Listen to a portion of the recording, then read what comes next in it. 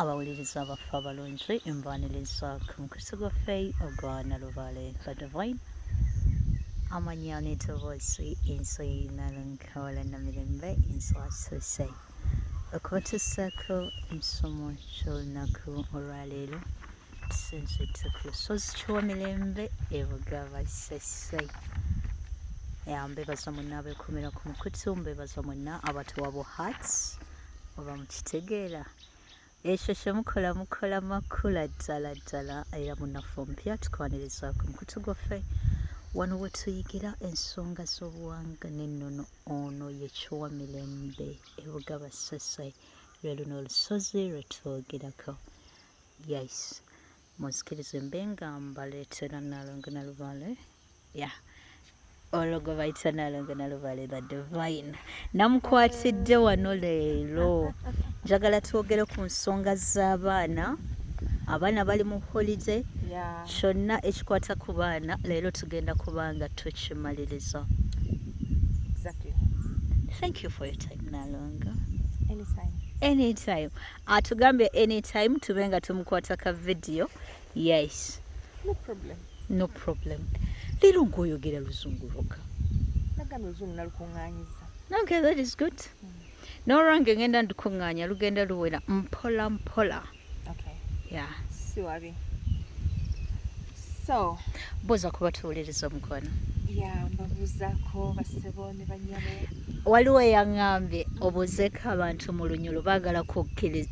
Are you really the one ayogera olunyolo mu audio? Please njagala bakulabe ng'olwogera. People are telling me Nalongo yaba ayogera olunyolo or someone else is doing it. Please. Oh. Yeah. Babuuzeeko mu lunyolo. That's what they think. Yeah. But I hardly... Tutandika luzungu leero tuli mu lunyolo. Okay. Buuza abatuwuliriza mu lunyolo balamuseeko bonna ate I want you to appreciate them. Obaŋŋambira ekigambo kino mu lunyolo nti tubaagala nnyo abanyumirwa empeereza zaffe era tubasabira byansoso. Ebigambo ebyo byogere mu lunyolo. Okay. Mbaramukize abanyolo n'abanyolo kati mwena, abadwaro n'abadwaro kati, ababiito n'ababiito kati, abasiita n'abasiita kati, abachwezi n'abachwezi kati. Inywena abanyolo muli mutookwo gyebale yone mukora naye tutuliyo tukulengaho baanayi ebintu tibiri byangu byaha. Mbaramukize ntyo habw'okuba nyina nyowe atwoki bona baana bitatuule agaramire kya muhoro bwijanga mukyara mudwaro yego Nalongo kati otandise otuvugira ku ky'ettaka. Alina mpangire mu biito kati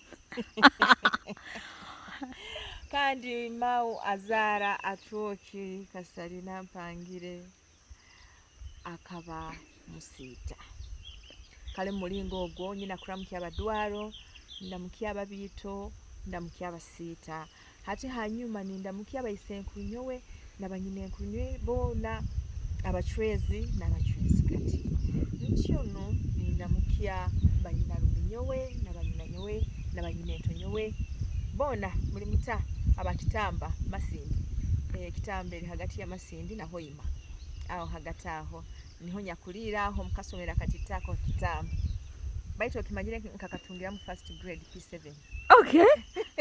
Ekyo kirabika mukiwulidde nga nange bwekiwulidde. Nalongo webaza abatu abasupportinga ensonga zino. Kubasiima muno habw'okwenda obuhangwa bwanyu nimugenda nimuseruliriza kyali nimwenda kumanya kimukusakora muterekereze ebyasobere bayisenkurinywe abachwezi mubakozere muta byona tujja kubisoma hano Nalubaale the Divine kubasaba musigale hano muyijege buli kiro kandi buli mumu okwijja alekigaleke kirolere haiguru nokiteeraho omulundi gumu hariho nekigamba aho kiriho nti subscribe nakyo nokinyigaho omulundi gumu hariho nekidaaho nakyo nokiteeraho omulundi gumu aho ija kuba notunga buli katambi koona kutukuteekayo noba nobusakarora kale mutafaayo nkyalina ebinkola bingi muno baitu nja kubatungirayo akasumi nje nimbasobola mu kusakkola mutakandinywe bataahi baitu abalookwo mu kusakkola muta abachwezi babahuule baitu nkusaa kubagambayo akatiito bw'okuba oli munyoro oli mutooro abanyakitara okutunga empuura ey'oburo egyo niyo tukozesa muno ntwenda kubaza n'abachwezi otunga empuura egyo n'ogiteeka mu ndiiro omazire gisegenya kurungi ego tunga orugali segenya empuura egyo ogiteeke mu ndiiro keera nyenkyakara okingureho olwigi lwawe otakabalize na muntu weena kwata empuura egyo otandike kugimaza aheeru nkakusiga oburo n'obazaga n'ogamba abachwezi munjune nkusaba mumpuure mbahayire empuura ey'oburo eno ninsaba mumpuure bakama bange nyine kizibu kinu kwenda omulimu gunu kwenda emotoka enu iyo buli kyokwenda kisabe bw'okumaasa kuno otye emirundi ebiri ogwakasatu n'omaasa omukanwa n'ochwankuna kanihire nti mubyetegereize kurungi kale nibyo ebyo kiyoke niko katipu kimbahayire abanyoro bataahi bange nimbagonza buno tubagonza itwe kuna abasese mujye mutunge yakasumi mujye muturole tuliyo kuno tubagonza muno mwebale. Wow, okay, ndowooza message ebadde y'abanyoro bokka era be basobodde okuba nga bagijjamu amakulu. Nalongo webale kuyiga lunyolo. Yeah, abanyoro like bali happy, you know, bali bagamba nti mbo basigwa rogera, but today I've got you on video nga oyogera olunyolo. Next time ngenda kukwata nga oyogera olusese kikyokola ekyo? Olusese nga lukyali lwakyama. Okay, ogenda kuba otwogererayo ku mulimi because I know njagala ka video ng'oyogera oluswayiri. Yeah. Nalongo omanyi oluswayiri totobozaabuza. Nalongo olunaku olwaleero mbadde tukyali ku nsonga z'abaana era nagambye nti sigenda kuva wano nga bu video buno tetubumazeeyo olunaku olwaleero. Let's talk about the kids. The home, it is a holiday. Njagala abazadde obabuulire buli kye beetaaga okumanya ne kye basobola okukola mu mbeera eno eya holiday gye tulimu. Please, tobaako kyolekayo. Okay, thank you Nalongo. Olwaleero njagadde twogere ku nsonga y'abaana obutakkaanya. Obutakkaanya as in? Misunderstanding between the siblings? As siblings, we always have misunderstandings. Now and then. Yeah, of course, abooluganda obimanyi bwe bibeera. Handling whether they are solved or not solved. Era zimala ne ziggwaawo ne zivanishinga.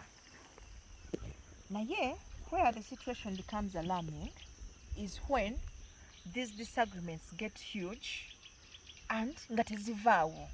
Like nga zibuildinga buki? The buildings. Okay. Nalongo eri amaka ng'abaana tebakwatagana. Nga tebagenda bonna ku church kyogamba? It's not about church. Church bayinza n'okugenda ate oba gwe obalagidde. Okay. Bambala nga bonna beesunguwasiza ne bagenda. Okay, ng'omu atwala boyfriend wa munne? Byonna ebyo bibaamu naye ng'abaana tebakwatagana. Ne bitaba boyfriend tebakwatagana. Ono tayagala kulaba ku munne. Olumu bakula ne bakulira ddala embeera eyo negetinga worse. Is it because nti tubazaala abasajja ab'enjawulo n'ozaala mu w'enkima ozadde mu w'emmamba yuyo oli mbaalugave so ebika byanjawulo then kikyosobola. Abaana bano babeera baaluganda ddala. Oluusi babeera baaluganda ddala nga taata y'omu maama y'omu naye ng'abaana tebakwatagana. Okay. Nga tebakwatagana sometimes to an extent that omu ayagala kutta munne. Okay. Yeah. And someone is like, nze bwaba gyali sigenda kujja. Niramulina n'avaayo nze sigenda kujja tombuulira. Oba olumu bino abazadde ffe nnyini ffe ababireeta mu baana. There is a way gye tugamba nti this one is my favorite. Omanyi ekinjagaza kali akaana kange. There is a way we do it nga tugamba ono wa love. Kati naddala bano be mwafuna nga, you know, mwafuna obudde bw'oteekako amatu, mwafuna obudde bw'oteekako ebyo ebigambo bitegedde Yeah. spelling No. okay so abaana abo bw'obatunuulira attention gye baba weewaka it is not the same ku bano nga just mwakola obuvunaanyizibwa nti omwana yeetaaga okuzzaako ne mumuzaako so njagala byonna obitutangaazeemu tulabe ensonga eno abaana bano nga tebakwatagana what is the problem eviira ddala ku ggwe omuzadde kirimu wano engeri wano nga tuggyeko amataala nga tugira ebigambo ebyo bisobola kwisa mugama so Nalonga, I want you to thoroughly explain this thing tusobola okitegeera obulungi. Okay.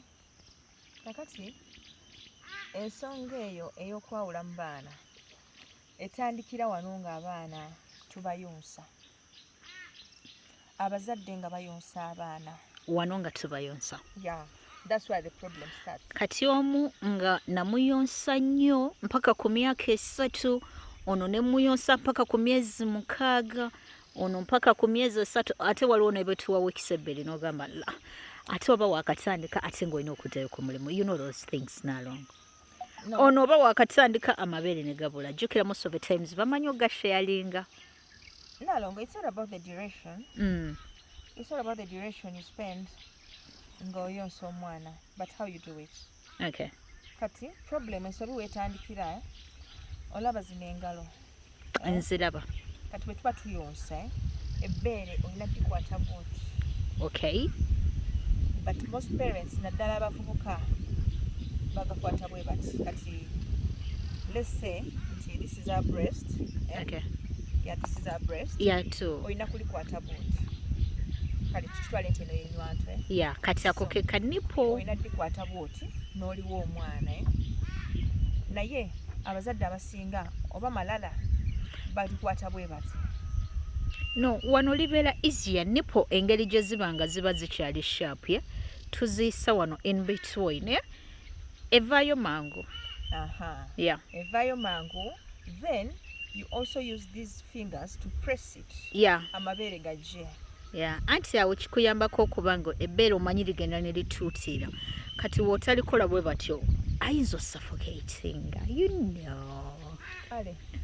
Kakati. So what happens? These 4 fingers were created together. This one was separated.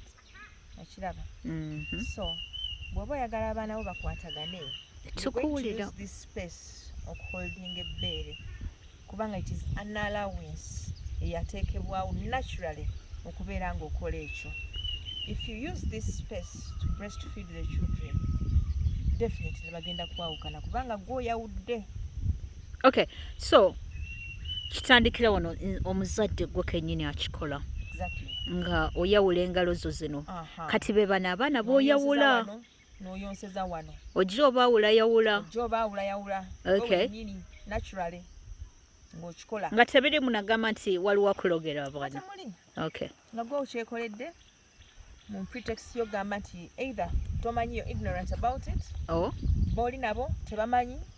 Oba nga gwokola malala omanyi there are these people betugamba tumuna ekintu ekiti si kirungi and they will be like nze bisirikirizaamu, you know, nze bisirikirizaamu. Yeah. So years later only to find out nti yakola ensobi ate kati awo ng'emutuddemu ng'alaba abaana buli kiseera baba bayoolegana balwana ate bwe baba balenzi kisukka ne balyoka bakayanira abakazi. You know? Bonna ababeeyola kabeere bawala. Always awaka wabeera noisy nga bayomba bino bayomba biri gye bakoma okukula n'okuyomba to an extent nti omu ayinza n'okugaana okujja ku mbaga yamu. Parents have experienced those things. Yeah, they are. But we're having you here okubanga otuwa ekikolo n'eddagala ate ng'otubulidde ensibuko ya bino wa gye biva. Kakati ekyo nga kikoleddwa bino ebisigadde omwana okutuuka okulaba nti oli bamwagala nnyo ye tebamwagala.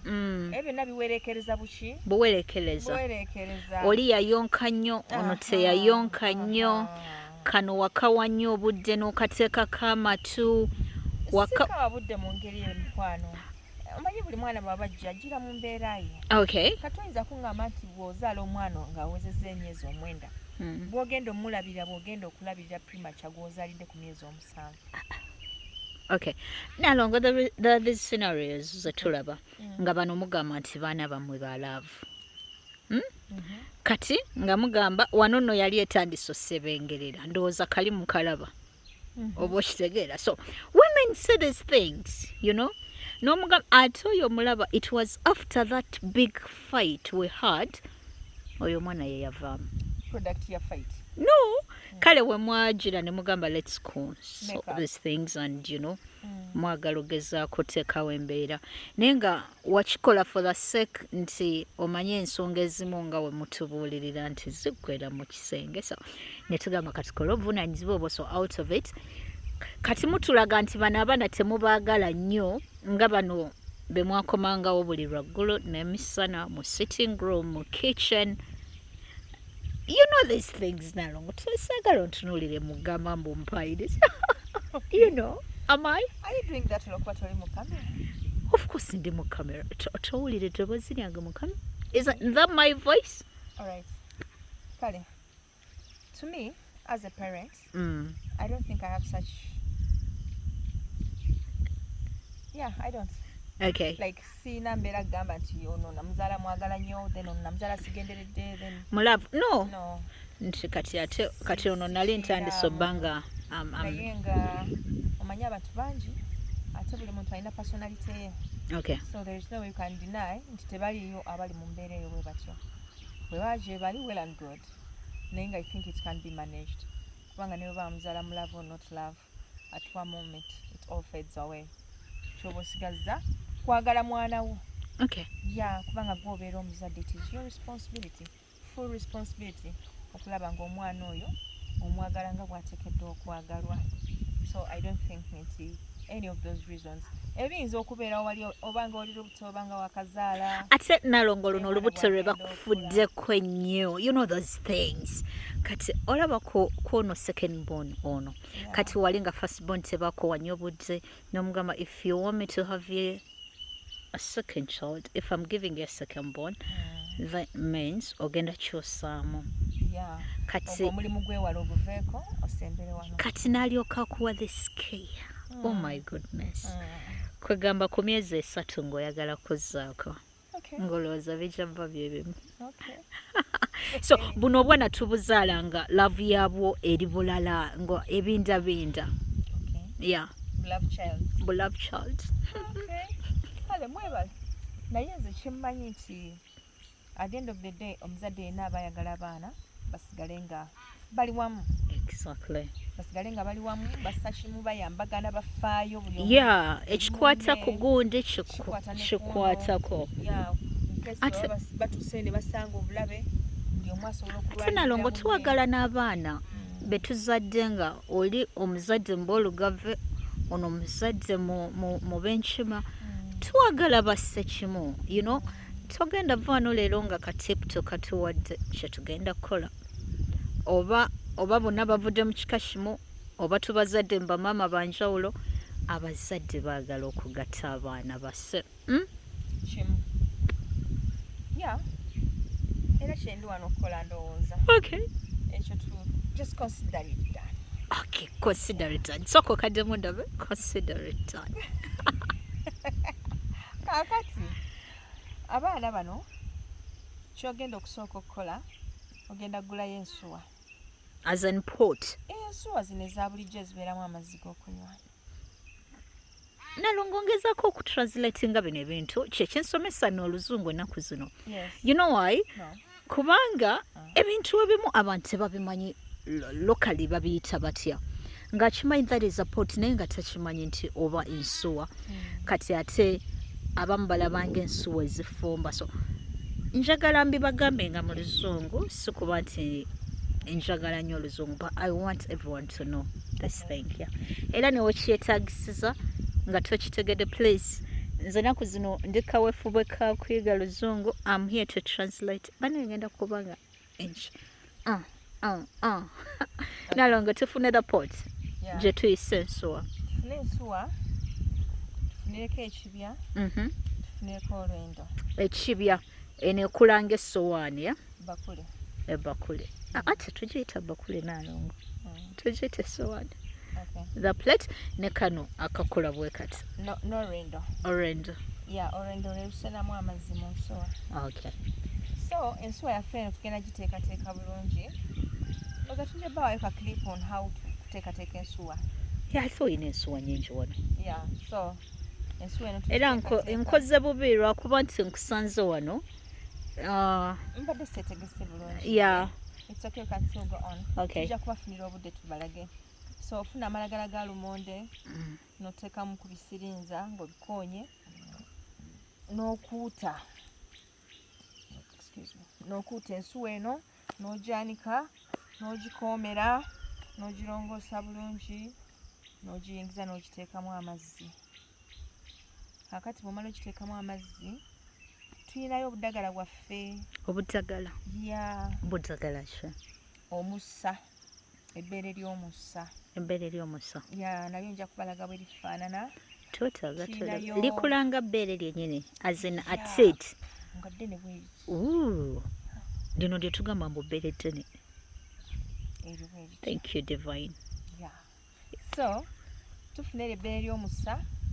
Ofunako kapapajjo, not like all of it. Ofunako akapapajjo mu butale bagutunda. Nze obagamba kuwa akapapajjo ka 10 kaba kamala. 12 anaagenda okakowa. Bubaayo. Okay. Then ofunirako eddagala baliyita akawulira. Akawulira. Okay. Akawulira. Then ofunayo n'eddagala baliyita lulimi lumu. Lulimi lumu. Kati eddagala eryo lyoteeka mu nsuwa omwo. Kati n'oteekeramu amazzi agavudde ku luzzi. Strictly it has to be? Oluzzi kale ekirungi ekiri ku luzzi nti lwe luzza. Oluzzi lwe luzza. So okay. Oyagala kuzzaawo Oluganda. Oyagala kuzzaawo Oluganda. So oluzzi ne we luba luli kumpi ku church era lusigala luzzi just in case. Ne we luba mu church. Ne we luba mu church tulukozesa. Lusigala luzzi. Olaba omukisa gw'oluzzi. Teguliiko nti oba luliridda wa. Era saagala olowooze nti oba olw'okuba oluzzi luli mu nnyumba ya Yesu mbolo kati Yesu yakola luzzi. Jukira buli luzzi luliko omusambwa gwako. Nalongo there we go. Ati kati nkubuulira. So musambwa gwoko era gwe bw'otwala amazzi g'oluzzi olumanya omusambwa ogwo gwe gugenda okukuwa ky'oba osabye. Okay.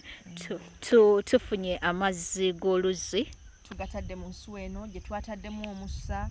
Tussaamu akawulira ne tussaamu lulimi lumu. Era bw'oba oteekamu omusa oyogera ogamba nti guno musa saagala gukkakkanye emikisa gy'abaana bange wazira njagala gukkakkanye obutabanguko obuli mu baana.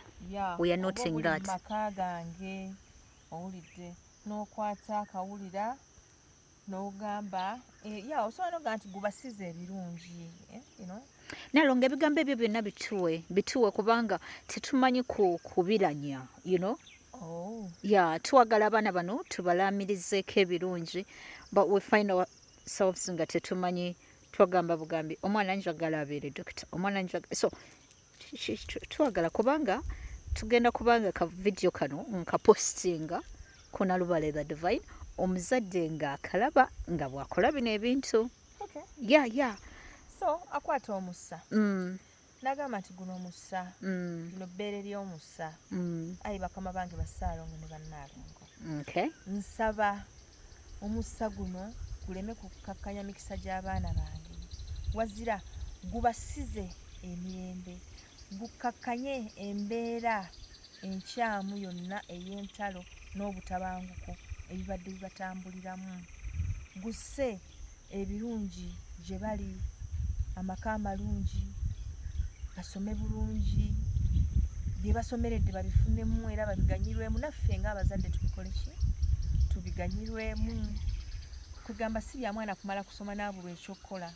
Omusabira bw'amala okusoma ate era afune kyakola ate si byakutuuka eyo okukola gwakwerabire aganyirwemu naawe okole naawe oganyirwemu ng'omuzadde eyateekamu amaanyi go. So ng'omusabira obufumbo obulungi abaana abamu baba bakuze we tukolera gino emikolo. So ne bwe baba bato byonna bisabe kubanga you don't know diri olifuna mukisa mulala kukola ki. Toyinza kumanya Kubibasabira. ekyo oyinza obutaba na mukisa Yeah. kubikola. N'okubakuŋŋaanya si kyangu. Naye kati oyinza okuba olina omukisa nga weebali. Oyinza oba okyali wano ono n'alinnya ennyonyi n'agenda. Olutalo okuddamu omufuna. Kaakati bw'omala okusukulamiriza obulungi omusa guno n'oguteekamu muli mu nsuwa n'okwata akawulira. Nti ayi bakama bange basaalongo ne bannaalongo kano kawulira. Njagala abaana bano bampulire.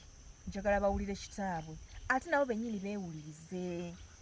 Bayambagane mu buli mbeera nga buli omu ng'omu bw'abeera mu bulumi ne munnaabuwulira era n'asitukiramu okumukola ki? Okumukwasizaako. Oteekamu. Ono olulimi lumu.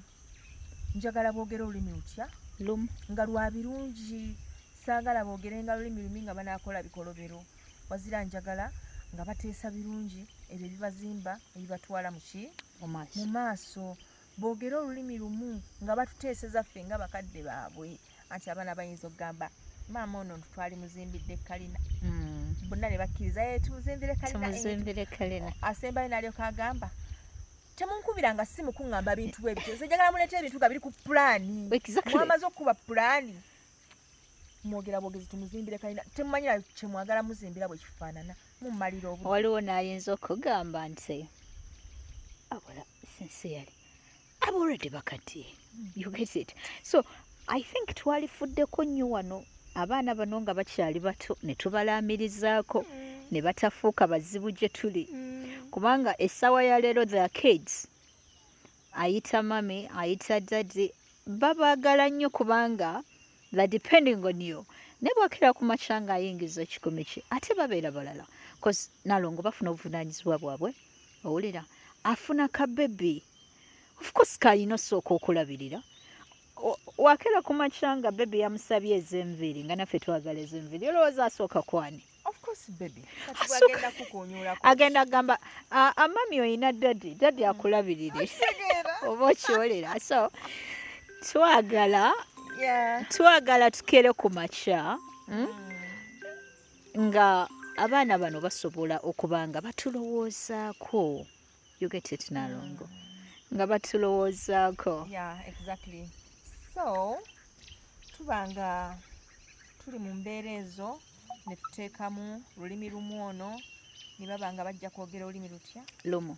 Nga bateesa. Kakati bwe tuba tumaze ensonga eyo tufunayo ebikoola by'omuzzaŋŋanda. Omuzzaŋŋanda ogwo gufunako ebikoola 9 ebyengedde. Okay. Obayengera lumu. Omukulu yasooka n'anaaba addako. Kanyiriri. Paka bonna 10 nga baweddeyo. Kati bwe bamala nga bajja nga bafukamira awo mu ddiiro ng'obasenera olwendo lw'amazzi. Bw'omala okubasenera olwendo lw'amazzi luno ne bo tobaako kyoyogera. Gw'oluwa mukulu n'anywako naawe waddako naye n'anywa.